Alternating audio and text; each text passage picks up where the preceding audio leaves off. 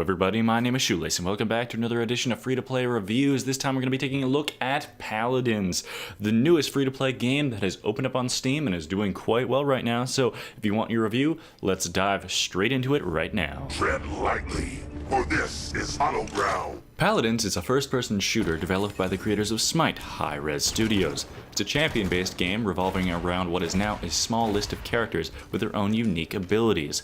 There isn't any lore or story developed at the making of this video, but I imagine that there will be one in the future. It is set, however, in a sci-fi fantasy world, so that's as much as we know so far. The game structures around a 5v5 champion brawl on a small but varied list of maps. Currently there is only one type of game mode right now, and that is Siege. Siege is basically a game mode in which both teams are trying to compete for a control point in the center of the map. Whoever is successful in taking the control point will then gain access to a payload that they need to push to the enemy base. This goes back and forth between the two teams until either team has collected 4 points, which you gain by either capturing the main objective, pushing the payload, or defending it. The competency of each hero seems to be fairly balanced so far. However, this is an open beta, so it is subject to change. Although it has been very obvious that certain heroes, such as Skye, have been dominating the scene with how powerful their abilities are.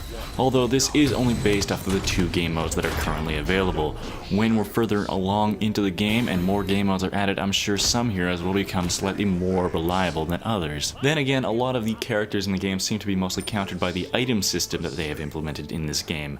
Especially the character Skye, who focuses mainly on stealth. There is an item specifically made in order to detect stealth characters. So I feel like this is an interesting addition so that you can play the character that you want, and because there is no hero switching in this game, it's kind of necessary in order to avoid any of the major problems that there would come with just a stealth character dominating the other team.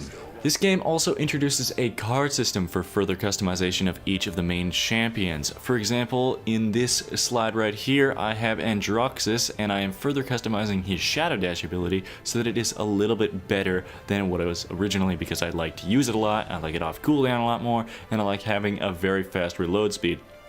So I customized Androxus, and I'm actually doing a lot better with him now because of his playstyle being improved exactly for my playstyle. However, despite all of these great features and the visceral combat that is included in this game, there is one major problem, and that is the lack of game modes and characters. Now, obviously this is an open beta, and this is subject to change slightly, but I feel like the current roster of different game modes that are available for this game is very limiting towards it, and I really hope in the future this game steps it up and adds a few more things for people to do. So let's quickly go take a look at the option settings. What they have here is resolution, aspect ratio, anti-aliasing, VSync, some general detail settings, gamma, and the FOV bar. So this is a pretty generic setup, especially for a first-person shooter. The FOV bar is starting very high up, which is definitely well worth it, and of course you can increase that or decrease that however you like. I like to keep mine about the same. I would usually keep it around a 100 or a 90, so I'll just leave it like that. Now on to audio. You have 5 basic bars along with a master volume bar, so it's pretty generic, kind of hoping that they had more settings such as a 5.1 surround sound system setting, or like so you could toggle it between headphone mode and not headphone mode, but that seems to not be the case.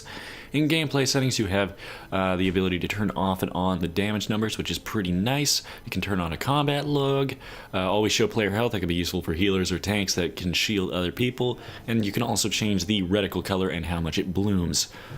Options for controller settings, so you can change the sensitivity in the X and the Y, which is pretty nice. You can also allow the gamepad, obviously, and well as showing tips and stuff.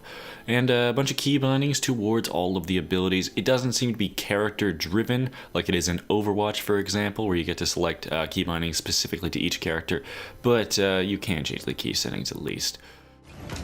5, 4, 3, 2. When it comes to the grind of Paladins, there's nothing really bad to be said about it. It's actually fairly easy in order to climb up the ranks and in order to get all of the items that you really want to get.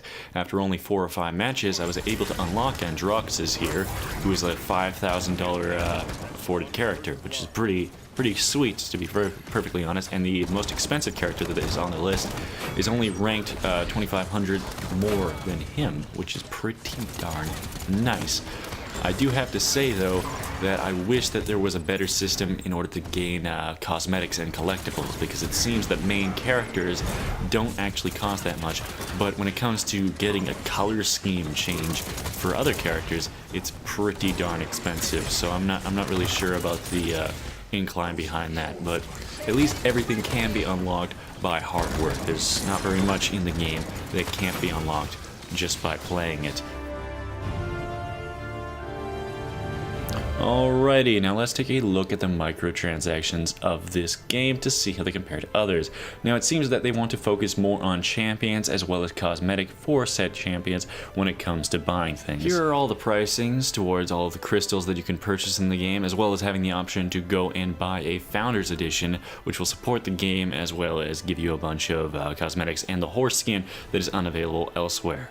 I would say that this is a fairly mediocre form of microtransactions. There's not really much to it. What I do really like is this social referral system. Referring a friend, seeing how far they go, and you can actually collect in-game money with just referring your friends and seeing how far they climb up the ranks. And just by playing with your friends, you can earn a huge amount of bonuses, which is pretty nice in accordance to it. And it's actually a pretty good method for them in order to gain a good player base, which is one of the main issues that I see this game having in the future when it's going up against games like Overwatch. Compared to a lot of other communities, this game definitely has one of the better ones. They don't seem to be all that upset over losing, and they seem to be very laid back and unconcerned in the chat, because this is mostly for casual play. It is important to note that this can't last forever, especially with a game so similar to Overwatch. As soon as this game gets an inkling of a good player base going on, that I imagine that the community is going to turn toxic very quickly. However, I might be wrong about this, and hopefully I am, because the community so far has been swell. Show us the meaning of haste. So far, I have had a very good time playing champions, and even when I'm playing a game that is very similar, such as Overwatch, I do find myself having an itch to come back to this one sometimes, which is like the best thing that I could possibly say about this game, because I have spent a shit ton of time on its older brother. However, when it comes to passing it, trying it, playing it, or paying it, I would recommend to pay it. This game is definitely well worth your time and well worth your money. However, the microtransactions are not there yet, so obviously keep in mind that you might want to actually literally pay it later on in this game's life. So please, be cautious, enjoy the game, and I'll see you next time. Have an excellent day.